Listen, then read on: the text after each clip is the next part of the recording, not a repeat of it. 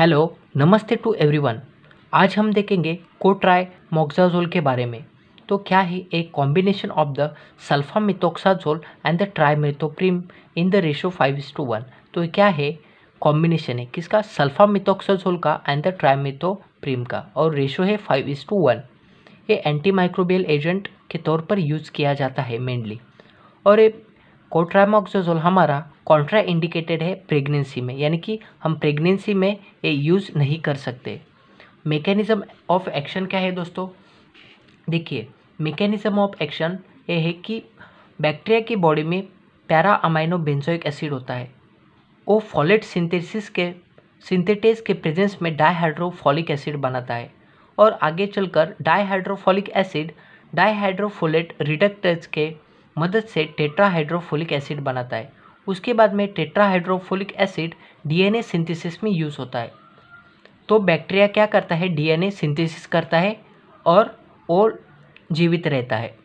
लेकिन हमारा कोट्राइमोक्साजोल में सल्फामिथोक्साजोल है और क्या है, ट्राइमेथोप्रिम है।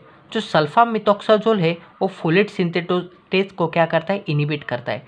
अगर फोलेट सिंथेटेज नहीं बनेगा तो डाइहाइड्रोफोलिक एसिड भी नहीं बनेगा।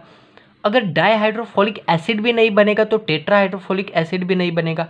अगर ये सब नहीं बनेंगे तो बैक्टीरिया का डीएनए कहाँ से बनेगा। अगर डीएनए नहीं होगा तो बैक्टीरिया कहाँ जीवित रह पाएगा।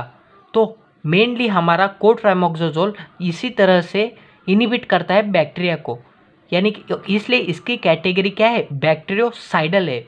ये सीधा डीएनए के सिंथेसिस पर अफेक्ट करता है। और वैसे ही सल्फामिथोक्साजोल के बारे में हमने देखा कि फोलेट सिंथेटेज को वो क्या कर रहा है, इनिबिट कर रहा है। और हमारा ट्राइमेथोप्रिम क्या होता है, मान लो कि अगर डाइहाइड्रोफोलिक एसिड बन भी जाता है लेकिन हमारा दूसरे स्टेप में ट्राइमेथोप्रिम क्या करेगा, डाइहाइड्रोफोलेट रिडक्टेज को क्या करेगा, इनिबिट करेगा और टेट्राहाइड्रोफोलिक एसिड नहीं बनेगा। अगर टेट्राहाइड्रोफोलिक एसिड नहीं बनेगा तो बैक्टीरिया का डीएनए नहीं बनेगा और बैक्टीरिया मर जाएगा, किल हो जाएगा बैक्टीरिया की। तो ये क्या करते हैं, ये सुप्रा एडिटिव इफेक्ट यानी कि सिनर्जिस्टिक इफेक्ट दिखाते हैं। सिनर्जिस्टिक क्यों, क्योंकि अगर हम इंडिविजुअली देखें सल्फामिथोक्साजोल ऑन द ट्राइमेथोप्रिम, ये क्या है, कॉम्बिनेशन है ना। ओके, अगर हम सल्फामिथोक्साजोल इंडिविजुअली लेते हैं तो क्या है, बैक्टीरियोस्टैटिक। अगर ट्राइमेथोप्रिम भी इंडिविजुअली लेते हैं तो क्या है, वो बैक्टीरियोस्टैटिक। लेकिन दोनों का कॉम्बिनेशन जब हम लेंगे तब वो साइडल इफेक्ट हमें शो करेंगे, यानी कि बैक्टीरिया को सीधा किल करेंगे। इसलिए क्या है, सुप्रा एडिटिव इफेक्ट हमें दिखा रहे हैं। इसे क्या कहते हैं, सिनर्जिस्टिक इफेक्ट।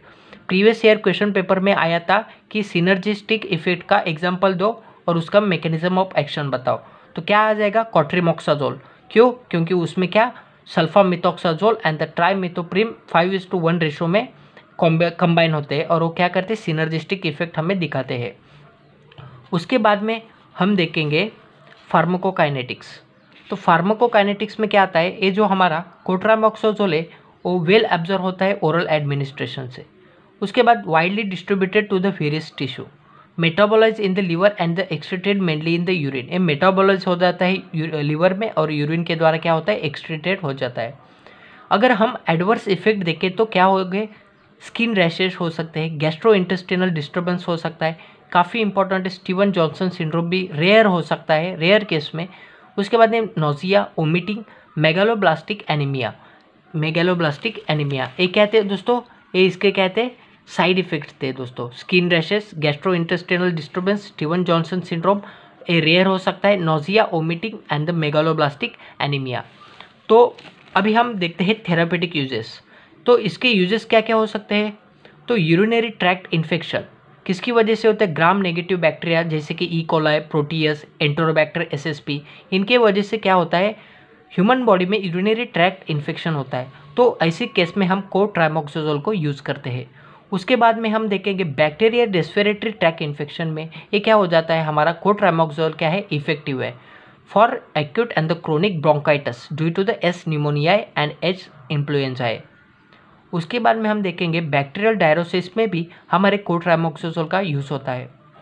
ओके, उसके बाद में टाइफाइड फीवर में भी यूज़ होता है and also use in the treatment of nocardiosis. एक किसके वजह से नोकार्डियोसिस होता है, नोकार्डिया एसएसपी की वजह से क्या होता है, ये हमारा नोकार्डियोसिस होता है। तो हमने देखा कि तो आई होप दोस्तों आपको ये वीडियो समझ में आया होगा। अगर कोई डाउट होगा तो कमेंट सेक्शन में लिखिएगा। वीडियो अंत तक देखने के लिए दिल से शुक्रिया, धन्यवाद।